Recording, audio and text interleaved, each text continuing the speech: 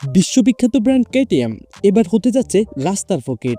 আপনি যদি social media বা বিভিন্ন নিউজ ওয়েবসাইট ভিজিট করেন তাহলে দেখবেন যেখানে লেখা হচ্ছে কেটিএম নাকি দেউলিয়ার পথে।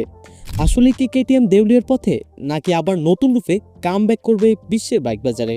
আজকের ভিডিওতে আমরা জানবো কেটিএম যদি দেউলিয়া হয় তাহলে কি কারণে দেউলিয়া হবে, আর যদি না হয় তাহলে কি করলে কেটিএম টিকে থাকতে পারবে বিশ্বের বাইক বাজারে। সো আজকের ভিডিওটি খুব ইন্টারেস্টিং হবে, তাই ভিডিওটি স্কিপ না করে সম্পূর্ণ ভিডিওটি কন্টিনিউ করুন।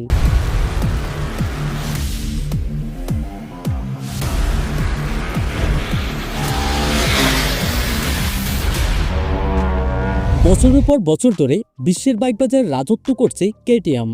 1934 সালে অস্ট্রিয়ার এই বাইক কোম্পানিটি যাত্রা শুরু করে।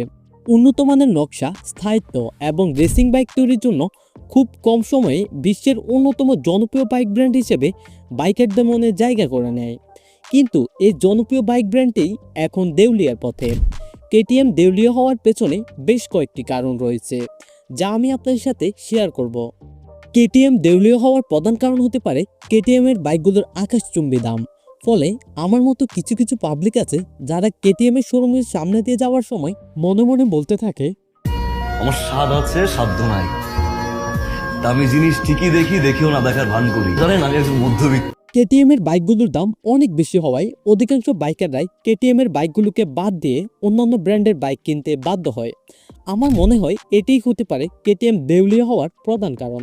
আপনার কি মনে হয় তা অবশ্যই কমেন্টে জানাবেন।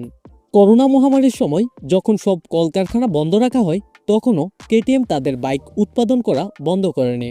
ফলে চাহিদার তুলনায় অতিরিক্ত বাইক উৎপাদন করেছে কেটিএম, যার মধ্যে অধিকাংশ বাইকই বিক্রি হয়নি।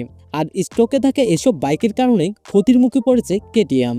বর্তমানে 3 লক্ষেরও বেশি বাইক রয়েছে কোম্পানিটির বিভিন্ন গুদামে। এছাড়া করোনার সময় অত্যাধুনিক সাইকেল তৈরির দিকেও মন দিয়েছিল কেটিএম, সেজন্য বাজার থেকে ঋণও নিয়েছিল। তবে সেই সাইকেল আশানুরূপভাবে বিক্রি না হওয়ার কারণে কোম্পানিটিকে ক্ষতির মুখে পড়তে হয়। বর্তমানে কেটিএম এর ঋণের পরিমাণ প্রায় $2000 মিলিয়ন, যা কোম্পানিটি দেউলিয়া হওয়ার পেছনে গুরুত্বপূর্ণ ভূমিকা রাখে। কেটিএম এর পক্ষ থেকে জানানো হয়েছে কেটিএমকে দেউলিয়ার হাত থেকে রক্ষা করতে তারা যথেষ্ট চেষ্টা করবে। তাই যে সকল কোম্পানির সাথে কেটিএম এর শেয়ার ছিল তারা অধিকাংশ শেয়ারেই বিক্রি করে দিচ্ছে। অন্যদিকে বাজাজ এবং চাইনিজ ব্র্যান্ড সিএফ মোটর চাচ্ছে কেটিএমকে দেউলিয়ার হাত থেকে রক্ষা করতে। বাজাজ এবং সিএফ মোটর কি পারবে কেটিএমকে বিশ্বের বাইক বাজারে টিকিয়ে রাখতে? কেটিএম এর 49%-এরও বেশি শেয়ার রয়েছে ভারতীয় অটোমোবাইল সংস্থা বাজাজ অটোর কাছে। ভারতে কেটিএম এর কার্যক্রম দেখাশোনা করে বাজাজ। এখন অনেকের মনে প্রশ্ন জাগে, বাজাজ কেন কেটিএমকে আর্থিকভাবে সাহায্য করতেছে? কেটিএম যদি বাজাজের কাছ থেকে টাকা নেয় তাহলে অস্ট্রিয়ার সংগঠনের উপর দখল আরও শক্ত হবে বাজাজের। সেক্ষেত্রে পুরো কোম্পানির নিয়ন্ত্রণও বাজাজের হাতে চলে আসতে পারে।